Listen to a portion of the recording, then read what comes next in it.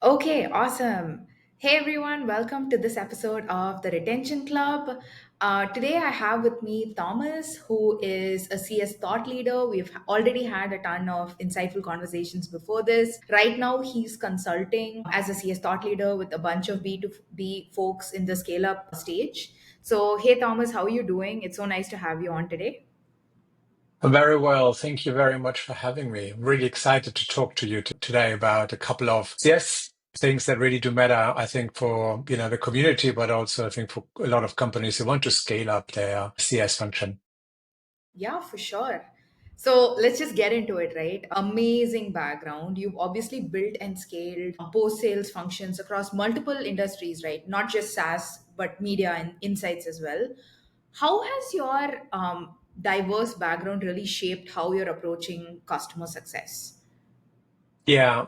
I started quite early working for global companies, and I worked in research and I worked in television. So for me, my remit was to make sense out of data that I gathered from different systems. But I think from the human level, and when we talk about customer success and building trust and relationship, I really had the chance quite early in my career to lean into different cultures, working with different people. So I had teams in the States and that I had teams in Singapore as well, and that really helped me to, learn the language, understand different approaches. So, and I think with my research background, understanding and loving data, telling data stories, but also being able to listening to clients or listening to the person that you want to connect with, I think was quite important and kind of shaped the way of how I see customer success today. As you know, it is more and more about data and getting data hygiene in because that's the foundation for further AI tools that you can apply. But at the end of the day, we're talking about enhancing our human connections, right? And this is the thing where the focus is going forward, with the help of AI agents and tools. So that's basically the background that shaped what I did or what I do right now and why I love it. Very cool, very cool. Usually you just have folks who are like in sales and then they transition into CS or product and then they transition. So I think yours had a different path. I love the data story, love the fact that you've done different teams across different cultures because I think that adds to it as well. Talking about some impressive numbers, right? I read that you grew NRR at GWI by 140% and scaled revenue by almost 3.5% in 4 years. That is very cool. Those are some really insane numbers. What were the biggest CS levers for that growth? Yeah, I came into the GWI world when they had fundings, and so they had already a product market fit. They had a great client base. I was responsible for global media clients and global tech clients like Google and Amazon and platforms like Meta and Apple and so on. And that was amazing. I think the greatest expansion for us was to move into different territories and different teams. So I think once we've proved that folks really could see the value of the data and insight that GWI provided to their work, but also the way of how GWI worked. So GWI had an amazing, very intuitive platform to pull data, but also provided a lot of resources and information to help every person to make much more out of the data and out of the subscription that they had. So that is per se an amazing story to tell to other teams. So for us, it was almost a no-brainer to say like, hey, who else in your company does need our services? So and it worked, and it started with going to the marketing teams, going to the sales teams, going to other teams, and just spreading the love. Also, I think what really worked quite well is just permanently repeating the value and looking at the value that our data could you know provide to a very specific team. So, for example, if you look at media companies like social media companies, for example, they use the data to understand their audience and then to be able to sell advertising or to produce, advertising products and so on. And if you tell this story more and more, then you get incredible credibility going forward.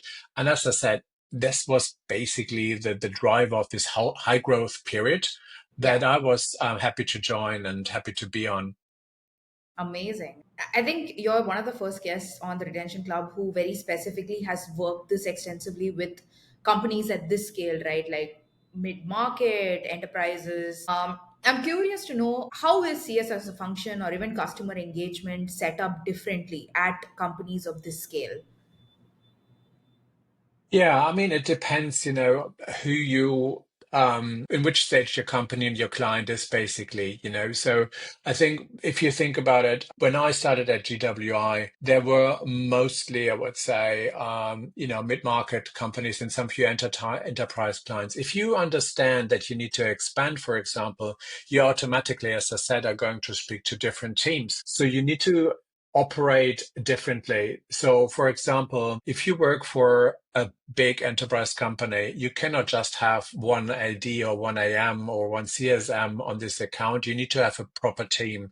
What we did, for example, is to have dedicated websites and resource sites very specifically to the team in this enterprise client environment that helps so they could easily go and find what really matters to them, and that these services were, or these websites were being uploaded with very specific use cases, recordings that we had, and so on and so on. So it's a very bespoke way of servicing those enterprise clients. This obviously is different to mid-size, because mid-size you normally deal with one or two, maybe three personas. So you've got the user, you've got the decision maker, and then you get potentially a procurement as well when it comes to renewals. And so you've got just three, so you can deal with that. But if you really work with enterprise, as I said, you need to focus your value building towards different teams and learn and continue doing this. You can't just offer a general product and say this is the data that we provide and this is the story.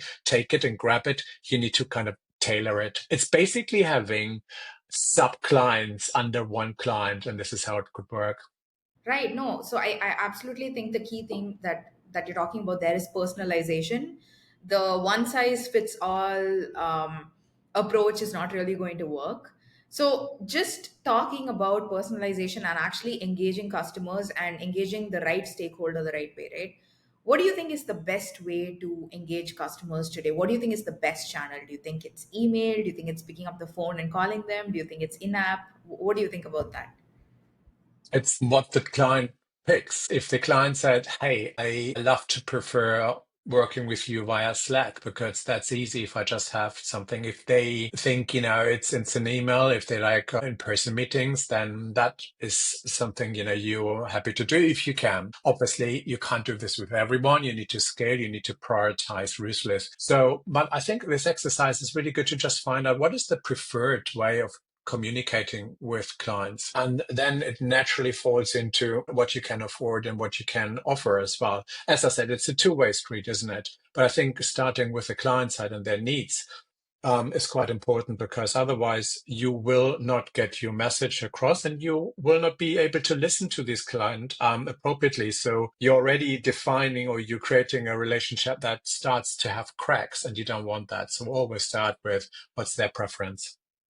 And speaking about people's preferences, you have obviously worked very closely with sales and marketing folks, because when you're catering to companies of this size, everyone has to give out kind of one message and one approach, right? Can you give us some tips on how to nail collaboration so that everyone's on the same page and the post sales experience is very streamlined? Yeah, it's, I think, very natural that people like to hide behind their departmental walls and their functional walls. And you see this everywhere, because the marketing team potentially have even their own KPIs, their own projects, their own roadmaps. That same applies to sales and product and so on.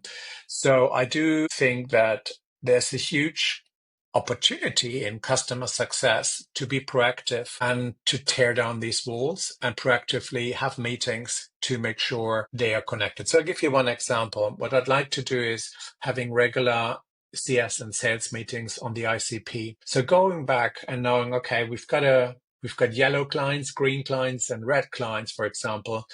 And the red clients are quite likely like to churn, and potentially also the yellow ones and the green ones are great because they really fit into the ICP, but also these are clients that we can build and build compound revenue going forward. Having conversations with your peers in sales is really important for them to give directions. I think that's really cool. And it needs to come from CS because this is where the knowledge sits, right? And where the experiences are.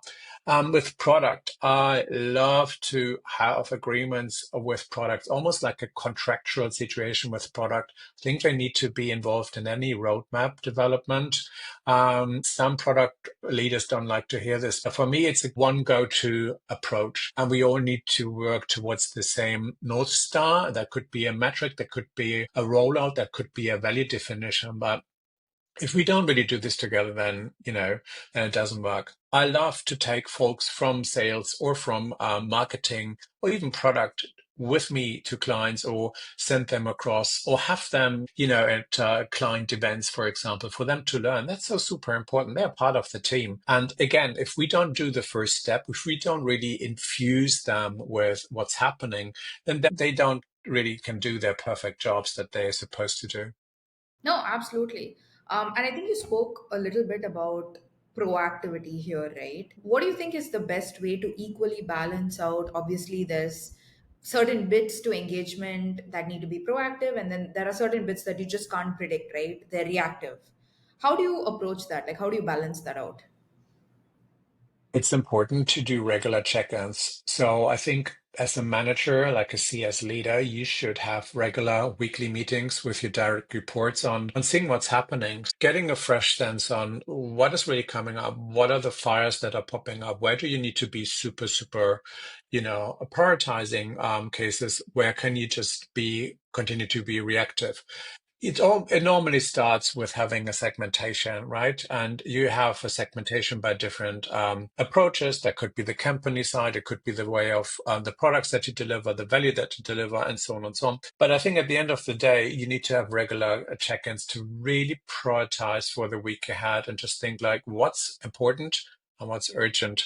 And depending on that, you will then roll out your work. And that's hands-on, I know, but it's important because it helps you to lean into this, to learn how it really works. And once you establish this learning, I think then you can start writing playbooks, and then you have a better understanding of really what works. And then eventually you're able to outsource things to AI bots, or, for you to become really more proactive in doing the job that you want to do in. No, absolutely. And talking a little bit about playbooks, right? I think one of the playbooks that everyone is always very interested, especially now, is expansion and renewal. Obviously, you have a lot of data on what actually works here. So maybe tell us what's your most effective strategy for driving, let's say, upsells. It's again understanding what is the value that my persona sees in my product. But that means you can't just talk to everyone potentially in depth, but I think what's about this is to understand the segmentation based on, what is the use case? Where are people and when are clients open to, explore the products and create use cases and communicate those back, these use cases, what works. I love to have regular meetings, weekly meetings where CSMs speak up and say like, and share across the meeting, say like, this is really what worked for me. These are my success stories. This is how I went about this. And then they were supposed to have follow-up meetings as well with their peers to understand, what their challenges are, for example, to upscale their clients. So it's really important to learn at the beginning. And again, once you come into the scaling phase and you have this learning, you have again the ability to create a playbook. And I think it's quite important to discuss that really again with the product team and the marketing team. So marketing was great because they can, of course, focus on their ICP and their core values, but they need to know the bigger picture, right? So what is the next step? So they need to understand the universe. And the same for product and helping them to create their product roadmap going forward. There's no point for them to, if you do not educate product about expansion opportunity, there's literally no roadmap going forward. I mean, there can be one, but it's not very directional that leads to success. No, absolutely. I think just to deep dive on obviously the wealth of metrics that you have, um, what do you think is, in terms of data driven retention strategies, what do you think is a leading indicator on how you track or maybe even predict churn? I think there are different metrics. While I used to say usage, Hmm. if you look at the usage of your service, that's definitely something. If people don't use it on a regular basis, that's an indicator to speak with the client. I love to say also understanding the sentiments of customer conversation that today can be gathered very easily through note takers, Yes. AI note takers. I think these note takers pick up sentiments that help you to go in depth and understand an issue on a scale on a scalable basis. So that's quite important as well. I think these are the two areas I would look in first to predict churn. Nice. And given that there are so many note takers and tools and metrics that I can be looking at, a lot of things can also go wrong. What do you think are the most common things, at least with some of the companies that you're consulting with, where they typically mess up when it comes to retention? There are, again, a lot of points. I think often we like to broadcast our information to clients. So doing the opposite of listening in and starting with what is the pain point of the client and take it from there and developing the product and the value and continue understanding the value for the client is the main thing that you should always do, right? If you divert from this route and this path because you really are excited about a new product, for example, or a new feature, then you make a mistake potentially, and then you just divert from a potential fit going forward. So always always have this in your mind, what's really what matters and what you want to solve here. And why is your client using your product and which solution, which endpoint does he or she want to go to? And what role in this process can you play? Right. So it's not just everything all the time. It's very curated to what are they talking about, what are they using, how are they reacting to things in the product, and not really overwhelming them. Yes, and as you know, value has two characteristics. The one is value is, first of all, very subjective. Hmm. So even if you think about the different personas that you cater for in the organization have a different value or see a different value in your services. And the second one is that value is very, very flexible. It can change very quickly depending on, your competitors, for example, technology, but also your priorities in their own in their own world, for example. So as a CSM and also leader, you need to have a system to be able to be on top of things and to really foresee this and then to scale it and to bring it into a form that really helps everyone eventually then to have playbooks going forward. So that's the way of how you scale it. And then you've got, hopefully you route Yes. to success.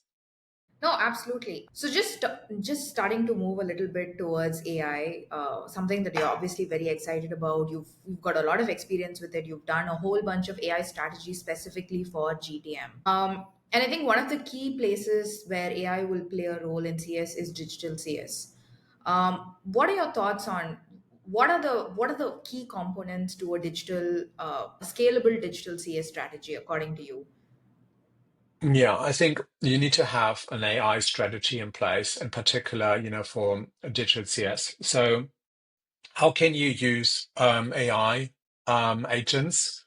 It's not just only one, but a combination of them to make sure you get help and you become more efficient. But I think it's more important than that. So it's not only just to remove tasks from your CSM that are repeatable. So we're talking about, bots. These chatbots these days, I don't know if you personally have chatted with a chatbot recently, but they really have become very, very good. So, they get a tone of voice, it can be programmed in, very specific needs, and you can just create an amazing database that feeds this a chatbot to really be a very appropriate. That's great. And I think you need to consider this and spend a reasonable amount of that. There was a new study come out, I think yesterday by Intercom talking about the new trends in customer service as well. And I think 79% of their clients will be able or want to invest in AI in particular for their customer service part. So you could see there's a strong belief, a strong efficiency point. So efficiency is one. The other one is, as I said, we were talking about sentiment and analysis. For me, the biggest lever overall is to use digital CS to understand churn risk, expansion, and actually growth going forward that helps to educate the entire company.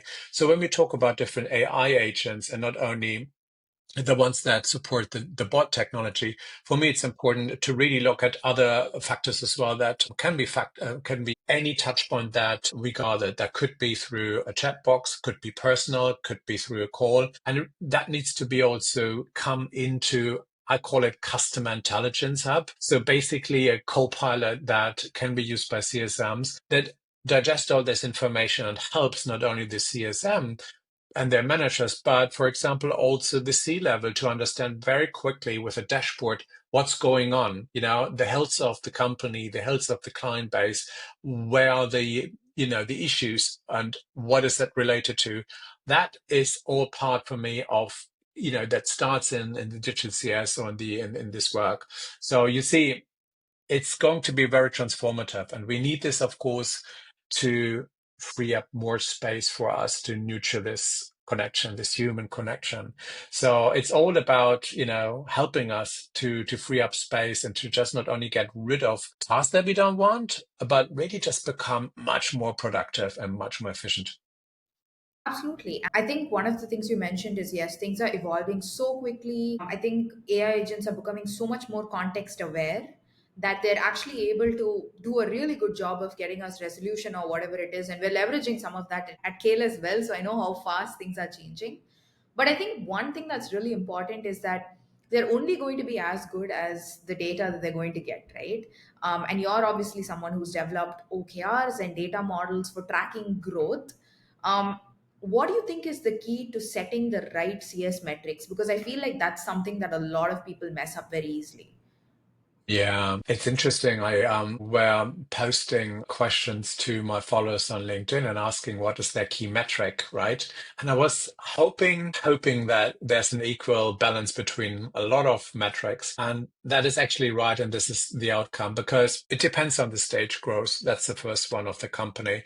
So when you start as a startup, you really want to look at growth. You want to get the net logos in. So everyone is working towards growth in terms of making more money, bringing in the clients and getting to a product market fit and then be able to establish really a great client base. Second one is retention. Of course, if you have clients, you want to retain. This third one is NRR. So that NRR is a very typical scale or scale up metric where you want to expand, right?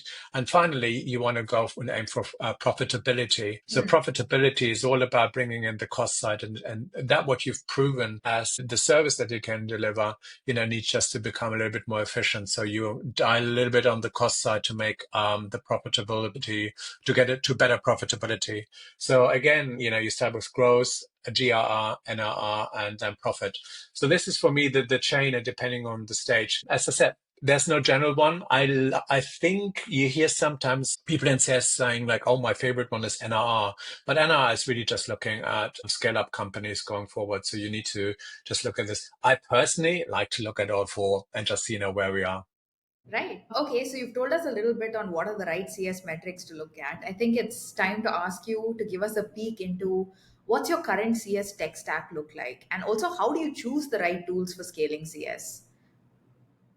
So I'm at the moment, as you know, a consultant. So if I come to a company, I think the most important thing is to understand what do they want to achieve, I think internally. So of course, what is the value that they want to provide? What is the product and so on? But what are the pain points internally? I think then you can make a much more educated decision on, what kind of tool stack or tech stack you want to buy going forward. I think generally it's really good to have a good CM. So that's for me the starting point. I don't think, I mean, you can run your customer base on Google Sheets, and some folks do at the beginning, but you need to, I think, just having a good system in place, like the HubSpot and the Salesforce, I think is important, and I would invest in that and start small with this. I think that's the non plus ultra. Then you Mhm. need to get your head around your AI strategy as well. So where do you want to put AI agents and how do they plug into your CRM? That's also quite important. If you have a customer service heavy product or that where you need to have attendance there, think about models. I mean, there's Intercom, of course, which is they're leading, I think, and they have amazing products with Fin2, for example, the AI agent. and I was able to listen to their product rollout. But to be honest, there are a lot of other companies who do focus on that and who develop things.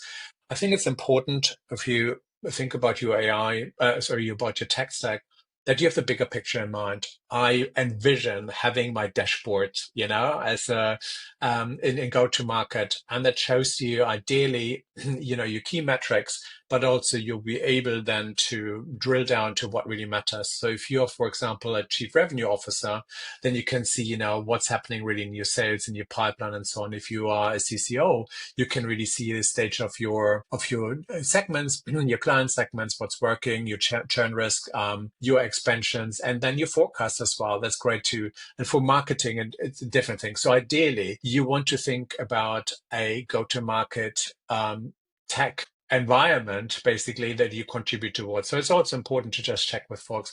You see, depends. Do your homework first. Look at the markets. Have somebody maybe in RevOps, maybe somebody who really loves that, to look and scan the market. As you know, you work in the industry as well. On the provider side, your products in AI change rapidly. The way of how you need to deal with that is changing rapidly. But get to speed. Get there now. Invest now, and make sure you do not lose out. And that's what I would suggest is my thing, and how I would go about this when I would build up CS teams and pick my tech stack. Okay, interesting. So you mentioned a team that I haven't actually heard anyone else mention with CS, which is RevOps. Absolutely agree. It's a super critical function, especially where you're slicing and dicing data, you're doing revenue projections and all of that good stuff. Given that you mentioned it, right, I'm really curious to know what's your philosophy on leveraging RevOps and CS? Is there a collaboration there? How would that work? For me, it's a kind of brother and sisters approach. I mean, it's maybe because I'm a data boy, right? So I love data. But for me, again, it's just let's refocus while we are sitting here and just working for our lovely companies. It's in most cases potentially is because we need to make money, and that's been given by VCs, Ps, or maybe it was just bootstrapped. There's some investment that we want to do. So I think we need to be very clear what is our KPI that we work towards. Towards we touched upon this, and there need to be a general understanding of what these KPIs are. RevOps is helping you to set up the system to reach your KPIs as soon as possible and to align the go-to-market functions. This is why it's so important. But also, customer success on other departments, you tend to kind of create your own systems, your own sheets, data sheets, and you kind of build your own lists. And then that's basically the founding ground of creating another silo. RevOps is helping you to just being aligned with your finance department, your CFO, what's important for your CEO, and finally, what's important for the board as well. So, and you need to lean into that. That's your metric. This is your tool that you will use. These are the processes that you need to follow along, and so on and so on. So RevOps helps you, and this is why I'm thinking about brothers and sisters, and I always consult with them. And in particular, if you come up as a CS leader, for example, and you have the opportunity to speak at board level or to your peers, you always have the same data sources, and you always can speak about the same metrics and have the same language because it has been facilitated by the RevOps folks. So here we are. This is why I love them. Awesome. Yeah, I think you're right. Like metrics don't lie. It's almost like a universal language, right? If you're projecting something and showing value in some way with numbers, that's just, there's no dancing around it. There's no fluff, right? It is what it is. Okay, that's awesome. So let's peer into the future a little bit. Okay. We're moving into the crystal ball segment. You have a crystal ball. What are the couple of things that you're really excited about for the future of CS in 2025 and the next couple of years? Yeah, we touched upon this, the customer intelligence hub, right? So from AI discussion to CI Yeah. discussion, basically. So what we see at the moment is development of AI agents, but what you really want is to bring it all together based on your needs. And we were touching upon, the bots. We were talking about digital CS. We were talking about sentiment analysis through note takers going forward. But we also need to talk about, for example, the usage data that can be gathered. where you want to talk about the financial information, so payment, for example, and payment terms. So that brings in, for example, also the behavior of, your procurement folks on the other side. So you really want to make sure you cover all the different touch points with the personas of your client base into different AI agents that then are able to provide you a wonderful dashboard. This is how a picture is, that's really custom made to the function and to the person in your organization. So as the CSM, you see your data, your book of business, and you see exactly red, yellow, green, what's happening. You have help with emails that you need to send out. You have help with the preferred way of, communicating with your client because it's all being popped up. There are suggestions. You've got a better scheduling of your initiatives and so on. That all is on your side as a co-pilot. And if you look at the same database and now you're looking and you are a CEO or let's say like a CCO, you really want to understand very quickly if you have a board meeting next door next day, you want to really think of what is the state of the company, what is where are the things, what is the base of my storytelling when I go to the board, for example. So instead of running to the CSM or to the VP CSM and so on, and they working hours to present a deck to you and coming, you just go to this customer intelligence hub and it's been created for you, Right. to you, cater to your needs, and you just go in and literally in 5 minutes you have the information. So you see this customer intelligence hubs is not only a good support for the CSM word or CS, it really helps everyone in the company. You can actually, as I said, deploy this to finance guys, to marketing guys, product guys, and whatsoever. So that's for me the ideal tool. I hope it's going to be ready in a couple of months. Yes, it comes with a price tag, of course, but you're asking me about the crystal ball, right? So, and I hope this for me is great because then we all know what's happening. We've got more headspace to really think of the next steps. And that's value building, value building, value building, and how it will change. Okay, awesome. Great. And very well answered, very detailed answer. So, moving on to the rapid fire round, right? So, ask you a bunch of questions, one word answers. Are you ready? Oh, Awesome. yes. And there Okay. might be two answers, but if I may, but let's see. Okay. Okay. First question. One word to describe a high impact customer engagement strategy. Value building. Okay, nice. The first retention metric you check every morning. Mm, growth. Okay. I know you answered this, but I'm going to ask you again. Most reliable churn predictor. Yeah, as I said, that was usage and sentiment analysis. Right. Both, Absolutely. both to be honest, yeah. Yeah. Okay. The favorite customer health indicator. Yeah. Of course, I'm not saying NPS. It would be CSAT, so customer satisfaction, but it needs to be specified to what you want to measure. So if you just say, are you satisfied with a specific service, make really sure you measure what you want to measure, and you track things that really are meaningful going forward. Long answer is CSAT. Okay. Cool. The biggest bottleneck in scaling CS operations. I think the biggest, I would say, is the adoption to these new tools. Yeah. If you have a new tool and it's the adoption phase that everyone needs to go through, even if you start to, let's say, implement a new CRM or a new module of the CRM, you need to educate folks, and that really takes long. And you have resistance, right? It's like, why should I do this? I just want to make money. Yeah. It should be easy for me. Everyone needs to understand that reporting is equally important than just being out there and just looking for the money. It's important that we make sure it's going to be captured, and luckily with AI we will have more help in the future. Yeah, for sure. It's painful initially to get right, but it's definitely worth it if you do get it right. Nice. The best channel for getting customer feedback.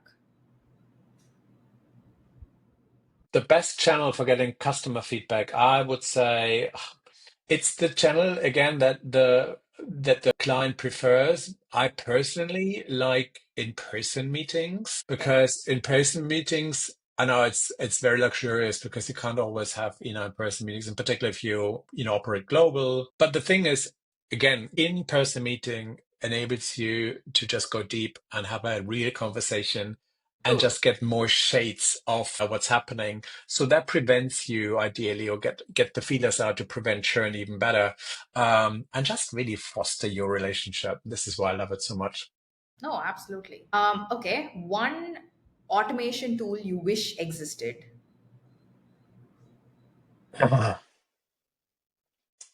I think, yeah, I mean, potential chatbots. Yeah, chatbots that we see and that we have at the moment, because they are just awesome. And they're real help in terms of efficiency. The most effective proactive touch point.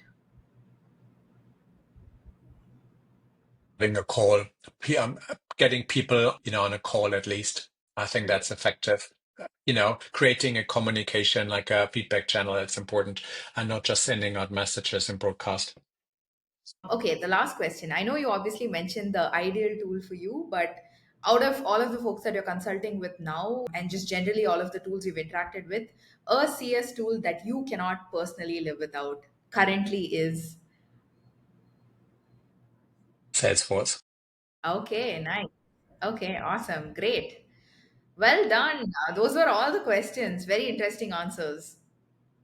Well, thank you very much. I think I really enjoyed this, and I hope I added some value with my perspectives on things. And yeah, I think at the end of the day, it's great. I think we have a great time ahead of us because we all work to make our lives easier and to really just start and maintain this deep dive into understanding humans. And this is why I love my job, because and I think we all like, it's all about relationship building. And if we just find about, this as a way of living, and if that really pays our bills, it's wonderful. So yeah, thank you Yeah, for having me.